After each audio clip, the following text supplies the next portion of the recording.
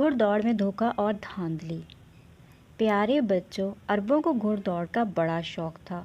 یہ ان کا پسندیدہ کھیل اور قومی مشغلہ تھا۔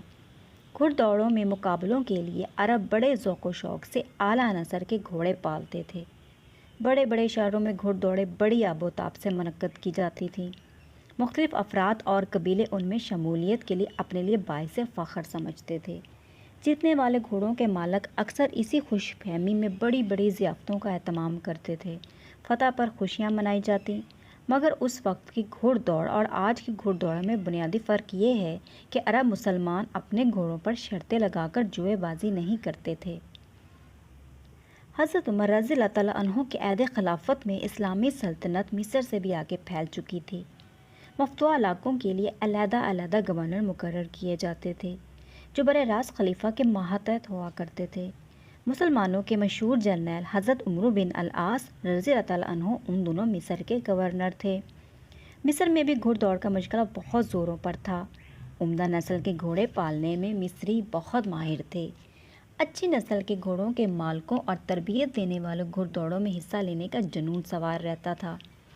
جب گھڑ دوڑ کا مقررہ دن آتا تو میدان میں تماشائیوں کے ٹھٹ لگ جاتے اور ایک بہت بڑے بارونق میلے کا سماں بن جاتا۔ تو پیارے بچوں، ایک دفعہ مصر میں اسی طرح کی ایک عظیم الشان گھڑ دوڑ منعقد ہوئی۔ جب مقابلے کی تاریخ کا اعلان ہوا تو گھوڑے پالنے والے بے حد خوش ہوئے۔ انہوں نے عمدہ نسل کے گھوڑے شرکت کے لیے تیار کر لیے۔ آخر کار وہ عظیم الشان دن آ پہنچا جس کا سب کو بے تابی سے انتظار تھا۔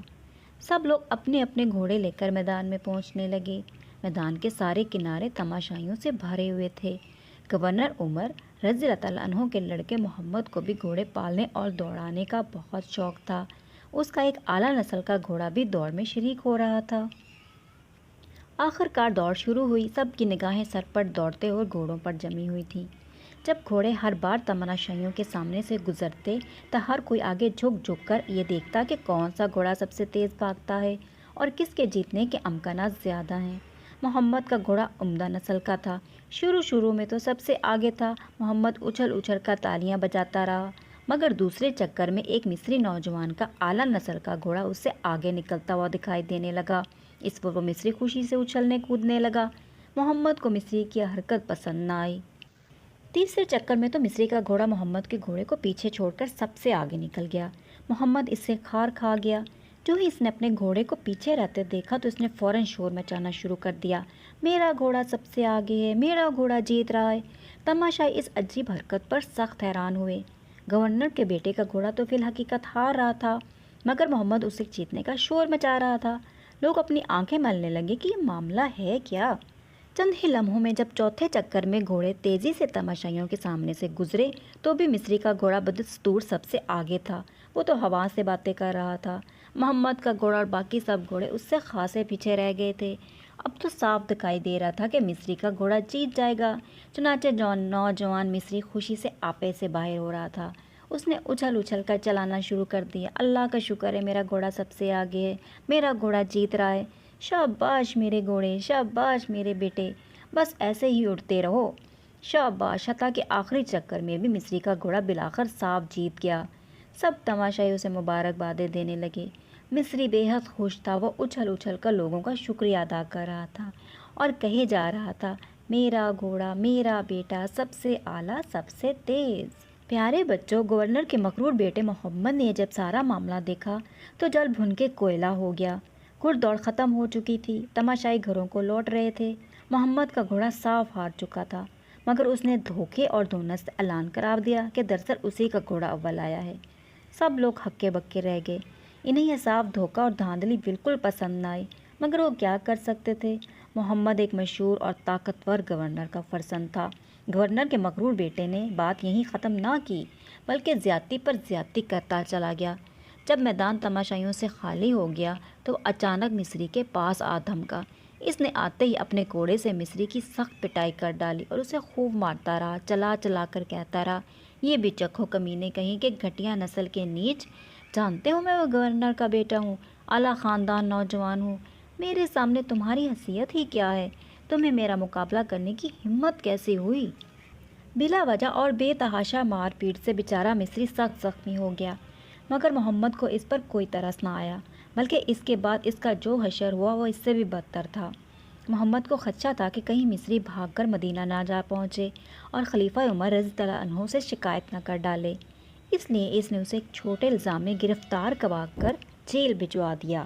بیچارہ مصری چیختا چلاتا رہا، مجھ سے خواہ مخواہ زیادتی نہ کرو، مجھے کس لیے پکڑتے ہو؟ مگر کسی نے اس کی ایک نہ سنی، اسے فوراً قید خانے میں بند کر دیا گیا۔ اتفاق سے قید خانے کا ایک محافظ بہت نیک طبع انسان تھا، وہ بھی تماشائی کی حیثیت سے گھوڑ دوڑ دیکھنے گیا ہوا تھا۔ اس نے مذکورہ واقعہ اپنی آنکھوں سے دیکھا تھا، اسے مصری نوجوان سے بڑی ہمدردی تھی۔ ایک رات اس نے مصری کو چپکے سے جیل سے بھگا دیا۔ تو پیارے بچوں، جیل سے باہر نکلتے ہی نوجوان بھاگم بھاگ سیدھا مدینہ جا پہنچا اور فوراً خلیفہ عمر رضی اللہ عنہ کی خدمت میں حاضر ہوا اور انہیں پوری تفصیل سے سارا واقعہ منو ان سنا ڈالا۔ حضرت عمر رضی اللہ عنہ نے مصری کی مصیبت بھری آبیتی سنی تو آپ سکتے میں آ گئے۔ آپ نے اسے دلاسا دیا اور کھانا بھی کھلایا۔ مدینے میں اس کی رہائش کا بندوبست بھی کیا گیا، مگر اسے صاف صاف کہہ بھی دیا گیا کہ معاملے کی پوری تحقیق ہوگی، دوسرے فریق کی بھی بات سنی جائے گی، اس کے بعد ہی صحیح فیصلہ کیا جا سکے گا۔ چنانچہ آپ نے گورنر مصر کے نام ایک فوری خط روانہ کیا اور حکم دیا کہ وہ اپنے عہدے پر کسی کو نائب مقرر کر کے خود مدینہ پہنچے اور اپنے ساتھ اپنے بیٹے محمد کو بھی لیتا آئے۔ خلیفہ کا حکم موصول ہوتے ہی گورنر عمرو رضی اللہ عنہ اور ان کا بیٹا محمد فوراً مدینہ پہنچے۔ خلیفہ عمر رضی اللہ عنہ نے کھلی کچہری کا اعلان کر دیا۔ اتنا مشہور گورنر اور اس کا سر پھرا بیٹا ایک طرف اور ایک عام مصری نوجوان دوسری طرف، لوگوں میں بڑا اشتیاق پیدا ہوا کہ دیکھتے ہیں اس دلچسپ مقدمے میں خلیفہ کیا فیصلہ سناتے ہیں۔ جب مقدمہ شروع ہوا تو عدالت لوگوں سے کھچا کھچ بھر گئی۔ حضرت عمر رضی اللہ عنہ نے پہلے تو مصری کو حکم دیا کہ وہ اپنی شکایت کا خلاصہ پیش کرے۔ اس کے بعد آپ نے محمد سے کہا کہ مصری نے جو باتیں بیان کی ہیں وہ صحیح ہیں یا غلط۔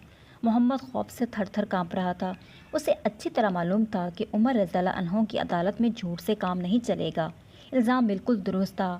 محمد نے فوراً اعتراف جرم کر لیا۔ اس پر خلیفہ نے ایک گھوڑا اٹھایا اور مصری کے ہاتھ میں تھماتے ہوئے کہا، اس کوڑے سے گورنر کے مغروب صاحبزادے اور اعلیٰ نسل کے اس نوجوان کی بالکل اسی طرح پٹائی کرو جس طرح اس نے گھوڑ دوڑ کے میدان میں تمہیں پیٹا تھا۔ سب لوگ خلیفہ کے حکم پر اش اش کر اٹھے۔ مصری نے حکم کی تعمیل میں گورنر کے بیٹے کو کوڑے لگانے شروع کر دیے۔ محمد کی کمر کوڑوں سے لال ہو گئی، یوں دکھائی دینے لگا جیسے وہ بے ہوش ہو کر زمین پر گر پڑے گا۔ مصری بھی کافی تھک چکا تھا، اس کے ہاتھ رک گئے۔ اس پر خلیفہ نے کہا، اب گورنر صاحب کی باری ہے، اگر تم چاہو تو گورنر کو بھی اسی طرح سرعام کوڑے لگا سکتے ہو، کیونکہ سارے واقعے میں یہ بھی ملوث ہے۔ ملزم گورنر کا بیٹا ہے، اس نے اس کی تربیت میں کوتاہی کی ہے، اس کے علاوہ اس کے گورنر ہوتے ہوئے ایک بے گناہ شہری سے دھوکہ اور غنڈہ گردی ہوئی اور اس نے اس کا کوئی مداوع ہی نہ کیا، جس کا صاف مطلب یہ ہے کہ گورنر بھی اپنے سرکاری فرائض سے غفلت کا مرتکب ہوا ہے۔ گورنر عمرو رضی اللہ عنہ کا رنگ فک ہو گیا، لوگ بےتابی سے انتظار کرنے لگے، دیکھیے اب کیا ہوتا ہے۔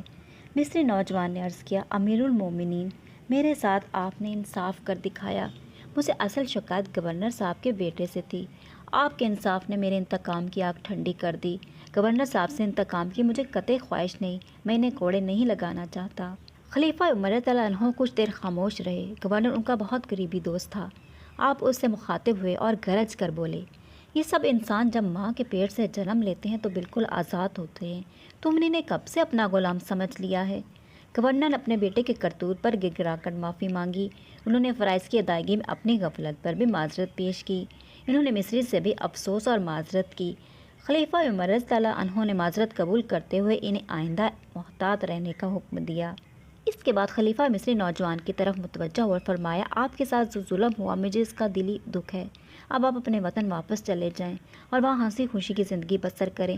اگر کوئی سر پھر آپ کو پھر تنگ کرنے کی حماقت کر بیٹھے تو میری عدالت کے دروازے آپ کے لیے ہر وقت کھلے ہیں۔ مصری نوجوان نے خلیفہ کا شکر ادا کیا۔ اس نے قانون کے سامنے ہر چھوٹے بڑے کی جواب دہی کا ایسا روح پرور مظاہرہ پہلے کبھی نہیں دیکھا تھا۔ لوگ بھی اپنے اپنے گھروں کو لوٹنے لگے۔ انہوں نے حضرت عمر رضی اللہ عنہ کے عدل و انصاف کی ایک چھوٹی سی مثال اپنی آنکھوں سے